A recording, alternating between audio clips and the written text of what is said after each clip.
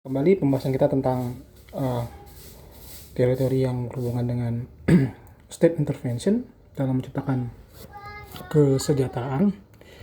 Jadi kalau kita membayangkan bahwa pembangunan itu adalah masalah kesejahteraan, ya, masalah welfare, maka untuk mencapai welfare itu setidaknya ada dua perspektif utama, yaitu pertama adalah melalui mekanisme pasar, ya, melalui mekanisme pasar bebas, ya.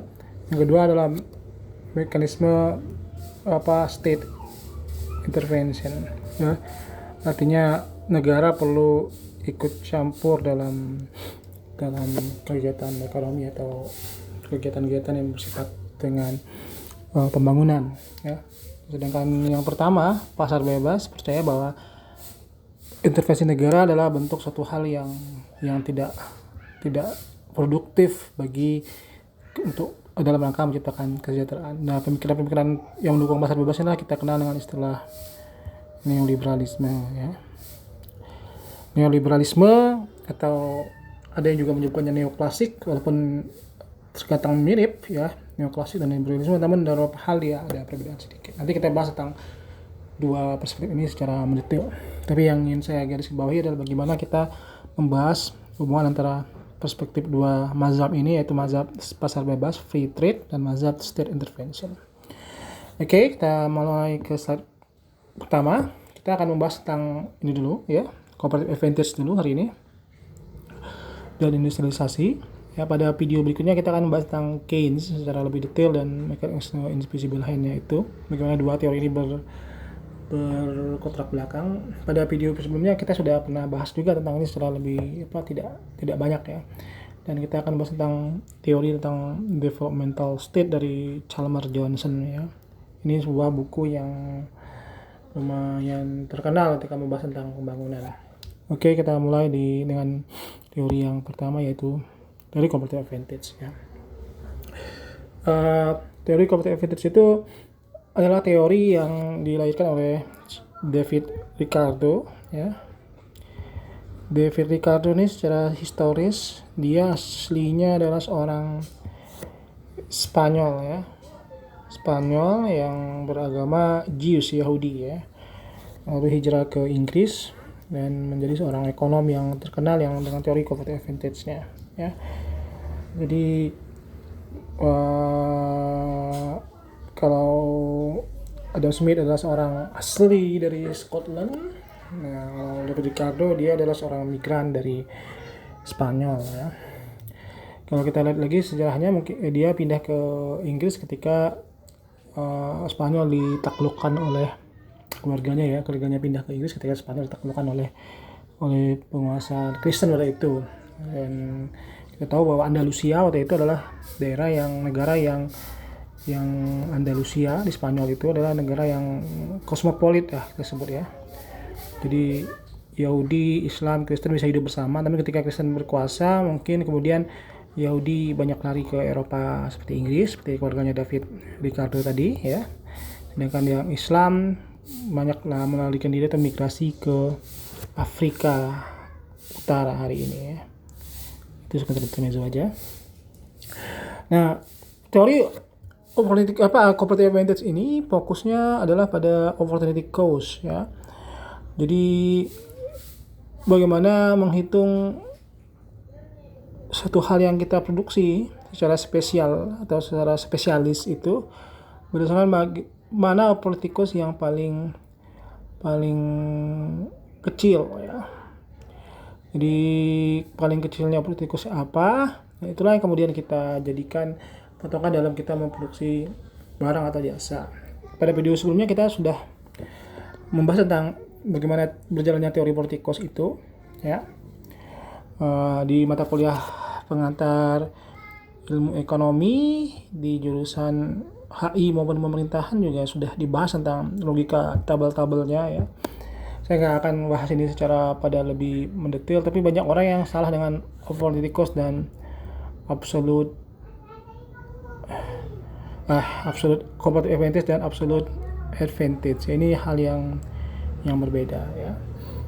Oke. Untuk lebih detailnya nanti lihat di video tentang atau di buku-buku teks atau di video tentang absolute dan comparative advantage. Nah, kita bahas pada yang hal ini.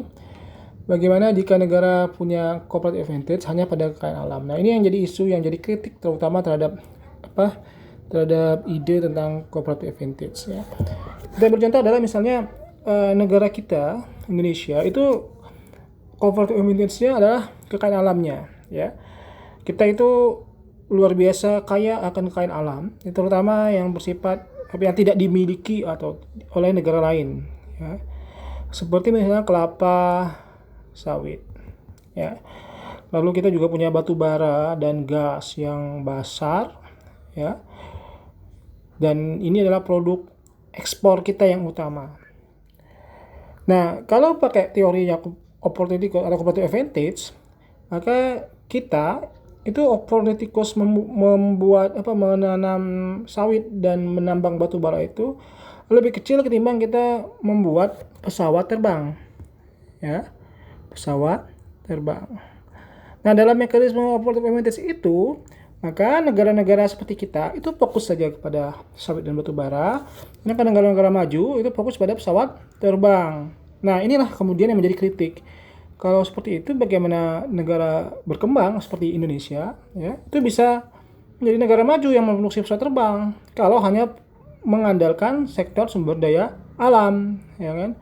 Nah, tidak adilan itu terjadi adalah ketika kemudian ya teknologi ya, penguasaan teknologi itu adalah satu kata kunci sebuah negara mau maju. Nah, selama ini teknologi ini tidak dikuasai oleh negara berkembang dan negara berkembang hanya menjual produk-produk kekayaan alamnya seperti sawit dan batu bara, maka selamanya negara itu akan menjadi negara berkembang. Karena secara ekonomi juga ada namanya the law of diminishing return ya, the law of diminishing return ya, diminishing return, tulisan jelek ya, sorry. Nah, the law of diminishing return itu kita lihat, bisa dicari di Google, adalah ketika supply barang itu naik ya, supply barang itu luar biasa, maka harga akan jatuh, akan mengalami titik baliknya ya. Ini barang ya, kurvanya itu dia akan mengalami, ketika supply-nya banyak dia akan mengalami penurunan ya, harganya turun. Nah, inilah yang kemudian menjadi kenapa ketika kita booming batu bara dan sawit malah harganya jatuh. Beda dengan pesawat terbang atau industri yang bersifat produktivitas seperti teknologi. Teknologi itu semakin canggih, bukannya semakin turun harganya, tapi semakin naik. Apple misalnya, Apple itu added value-nya atau penambahan teknologinya dengan teknologi baru kan. Yang awalnya kameranya cuma 1, lalu jadi 2, lalu 3, lalu 4 ya. Nah, ketika penambahan kamera itu, ketika ada penambahan teknologi baru, maka harganya semakin mahal. Beda dengan sawit dan batu bara yang kita ekspor itu. Semakin kita memproduksi banyak sawit dan batu bara, itu harganya semakin turun. Nah, kalau pesawat terbang atau teknologi semakin canggih dia, maka semakin mahal. Nah, kalau kondisi seperti itu, makanya kemudian posisi seperti ini tidak menguntungkan bagi, kalau kita pakai teori comparative advantage, bagi negara berkembang untuk menjadi negara industri. Nah, kemudian muncullah teori yang kita sebut dengan teori negara industri ya.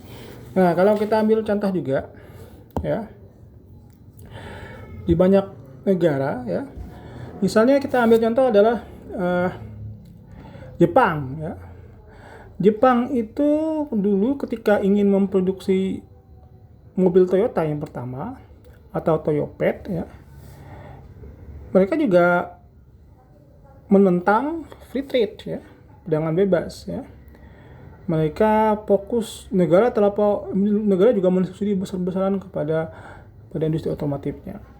Kita ambil contoh Korea ya. Korea itu adalah negara yang hari ini menghasilkan produk-produk luar biasa dalam bidang teknologi. Kita pasti kenal dengan produk-produk Korea seperti misalnya HP Samsung ya. Saya juga pakai tab Samsung ya. Kita kenal dengan Samsung ya. Kita juga kenal mobil Kia dan Hyundai ya.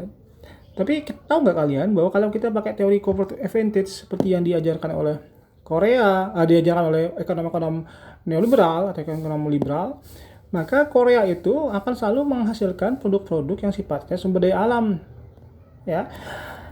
Seperti misalnya apa? Rambut palsu, ya kan? Jadi keunggulan Korea pada masa perang dunia kedua, pasca perang dunia kedua itu, sebelum dia menjadi negara industri maju, itu adalah produk advantage-nya adalah wig, ya, atau rambut palsu. Nah, kalau kita pakai teori logikanya mereka, logikanya penganjur teori collective advantage, maka akan selamanya Korea akan menjadi negara yang memproduksi rambut palsu. Tapi hari ini kan mereka menolak itu. Mereka menjadi negara yang maju.